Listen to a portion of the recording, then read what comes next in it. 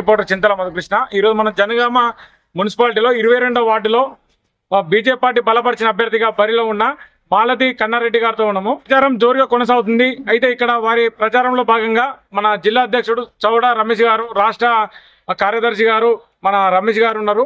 అయితే వారిని అడిగి తెలుసుకుందాం, మరి ప్రచారంలో ప్రజలు ఏ విధంగా వీరికి స్వాగతం పలుకుతున్నారు, మరి ఒకవేళ మన మాలతి గారు గెలిస్తే ఈ వార్డుకు ఎలాంటి అభివృద్ధి కార్యక్రమాలు చేస్తారు, ఎలాంటి నిధులు తీసుకొస్తారు వాటి కోసం అనే విషయాన్ని వారి మాటలలో మనం అడిగి తెలుసుకుందాం. రోజు మనం 22వ వార్డు లోపల చారపుట్ల మాలతి రెడ్డి గారు భారతీయ జనతా పార్టీ నుంచి పోటీ చేస్తున్నారు.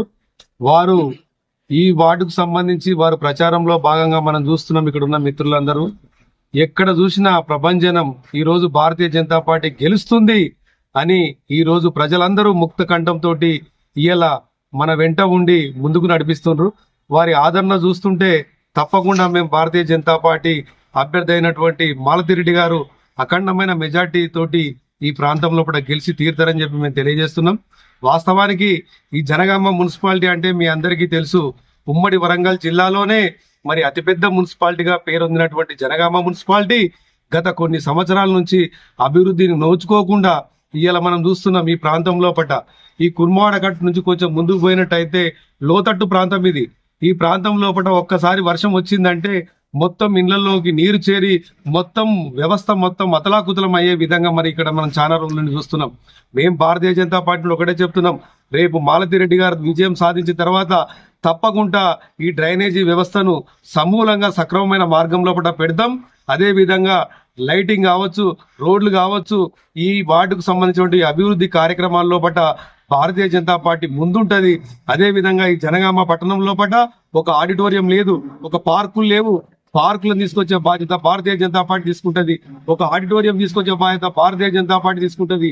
15th ఫైనాన్స్ ద్వారా కేంద్ర ప్రభుత్వ నిధులతోటి మేము ఇక్కడ బండి సంజయ్ గారు కావచ్చు, అదే విధంగా కిషన్ రెడ్డి గారు కావచ్చు, కేంద్ర మంత్రులను ఒప్పించి మెప్పించి మరి ఈ జనగామ పట్టణాన్ని సుందరీకరణ చేసే బాధ్యత భారతీయ జనతా పార్టీ నుండి మేము తీసుకుంటున్నాం.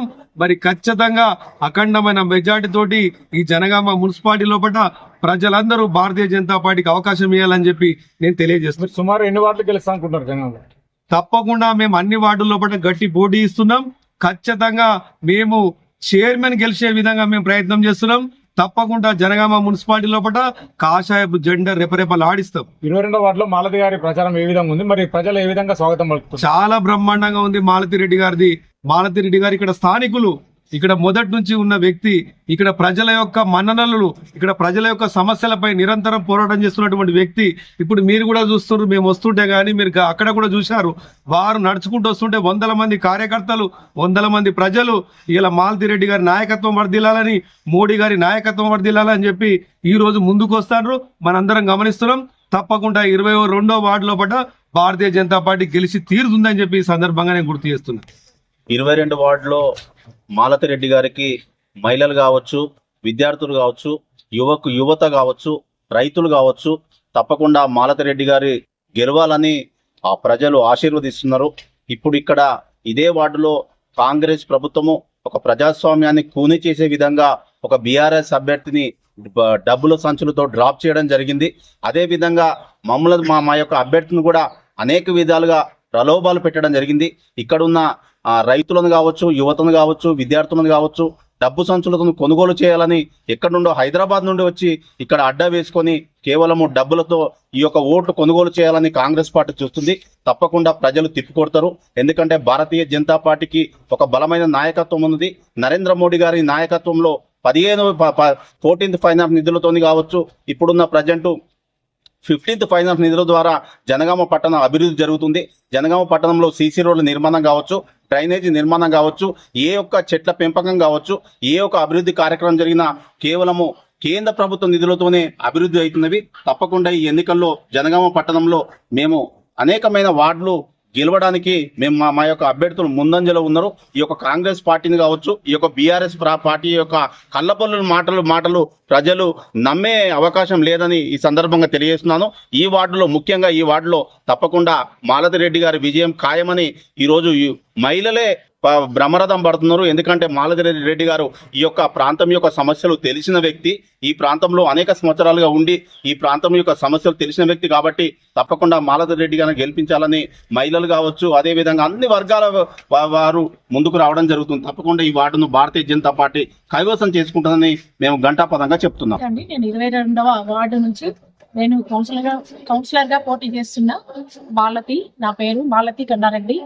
నేను ఇంటింటి ప్రచారం భాగంగా నేను ప్రతి ఇంటికి ప్రతిరోజు వెళ్తున్నానండి. వెళ్ళిన క్రమంలో ప్రతి ఒక్కరు వాళ్ళ సమస్యలు మాకు చెప్తున్నారు. ఏంటంటే వాళ్ళకి ఫస్ట్ కావాల్సింది డ్రైనేజ్, ఇంకా పెన్షన్లు, ఇంకా ఇల్లు, రోడ్లు, మెయిన్ డ్రైనేజ్ సిస్టమే. కాబట్టి ఖచ్చితంగా నేను మాత్రం అవన్నీ మీరు అందరూ గెలిపించిన తర్వాత నేను చేసే ఫస్ట్ కార్యక్రమం మాత్రం అవే అని నేను మాటిచ్చాను. వాళ్ళందరూ నన్ను వాళ్ళ ఇంట్లో ఒక కూతురులాగా అందరూ ఆస్వాదిస్తున్నారు. ప్రతి ఇంటికి వెళ్ళినా కూడా అందరూ అమ్మ మిమ్మల్ని గెలిపిస్తాము, మిమ్మల్ని మేము గెలిపించుకుంటాము. మోడీ గారి ఈ ప్రేమ మీద నేను బీజేపీలోకి వచ్చాను.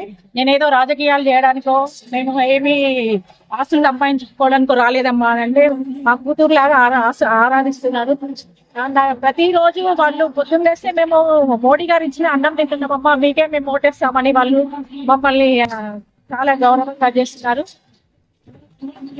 ఇప్పుడు ఇంతకు ముందు 5 ఏళ్ల నుంచి ఉన్న ఇక్కడ టిఆర్ఎస్ గవర్నమెంట్ కనీసము రోజు వాళ్ళకు అవసరమయ్యే ఉపయోగాలు, కనీసం రోడ్లు, అది డ్రైనేజ్ కూడా లేకుండా వాళ్ళ ఇంటి ముందు నీళ్లు, వర్షం వస్తే రోడ్ల మీదకి వాటర్ వస్తున్నాయి. మళ్ళీ మా కోటేమని ఎట్లా వెళ్తున్నారు. ఆ కాంగ్రెస్ గవర్నమెంట్ కూడా 6 హామీలు ఇచ్చిండ్రు. 6 హామీలు కూడా ఇంతవరకు నెరవేర్చలేదు. ఒక్కటి మాత్రమే నెరవేర్చారు. బస్సులు ఫ్రీ పెట్టేవాళ్ళుగా ప్రజలకు, పిల్లలకు విద్య లాంటిది ఫ్రీ పెడితే చాలా బాగుండేది. అవసరం లేని ఉచితాలు పేర్లు చెప్పి ఆ గవర్నమెంట్ వచ్చి ఇంకా మళ్ళా ఎట్లా ఓటు అడుక్కోవడానికి వస్తున్నారు వీళ్ళంతా. ఖచ్చితంగా మీ ప్రజల సహకారం మాకు ఖచ్చితంగా ఉంటది. మాది బ్యాలెట్ నెంబర్ 2 అండి. అక్కలారా, అమ్మలారా, మాకు తప్పకుండా కేంద్రం నుంచి నిధులు మీకు అందేటట్టు చేస్తూ అక్కలారా మీకు ఎప్పుడు అందుబాటులో మేము ఉంటాము. మీ అమూల్యమైన ఓటు మాకేసి మమ్మల్ని గెలిపించండి. కమలం పువ్వు గుర్తుకే మన ఓటు. భారత్ మాతా కీ జై, భారత్ మాతా కీ జై, నరేంద్ర మోడీ గారి నాయకత్వం.